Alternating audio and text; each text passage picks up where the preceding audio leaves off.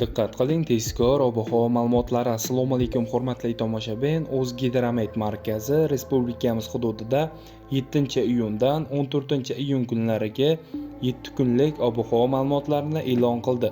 Bunga ko'ra, Qoraqalpog'iston Respublikasi, Xorazm, Buxoro, Navoiy viloyatlarida havo biroz bulutli bo'ladi. Faqatgina 7-8-iyun kunlari Qoraqalpog'iston Respublikasining ayrim joylarida qisqa muddatli yomg'ir yog'ishi kutilmoqda. Shamol sharqdan sekundiga 7-12 metr sekund tezlikda esadi. Ba'zi joylarda shamolning tezligi 15-20 metrgacha kuchayishi mumkin. Chang to'zonlar ko'tariladi. Haroratlar kechalari 15-20 daraja iliq, kunduz kunlari 28-33 darajadan 32-37 darajagacha o'zgaruvchan bo'lib turadi. Toshkent, Samarqand, Jizzax, Sirdaryo, Qashqadaryo hamda Surxondaryo viloyatlarida ham havo biroz bulutli bo'ladi.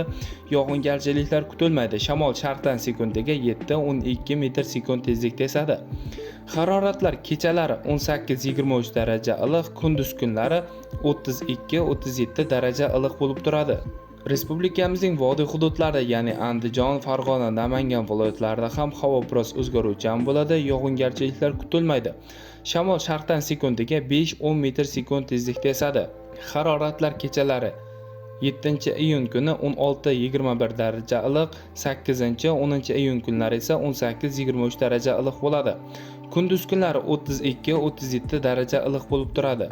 Respublikamizning tog' oldi va tog'li hududlarida ham havo biroz bulutli bo'ladi. Ayrim joylarda yomg'ir yog'ishi momaqaldiroq bo'lishi kuzatiladi. Shamol sharqdan sekundiga 7-12 metr sekund tezlikda esadi. Vaqti bilan shamolning tezligi 13-18 metrgacha kuchayishi mumkin. Haroratlar kechalari 7-iyun kuni 10-15 daraja, 8-14-iyun kunlari esa 12-17 daraja iliq bo'ladi.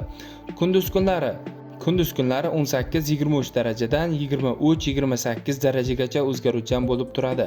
Sizlarga yetkazmoqchi bo'lgan xabarlarim shulardan iborat edi. E'tiboringiz uchun rahmat, sog' bo'ling, salomat bo'ling.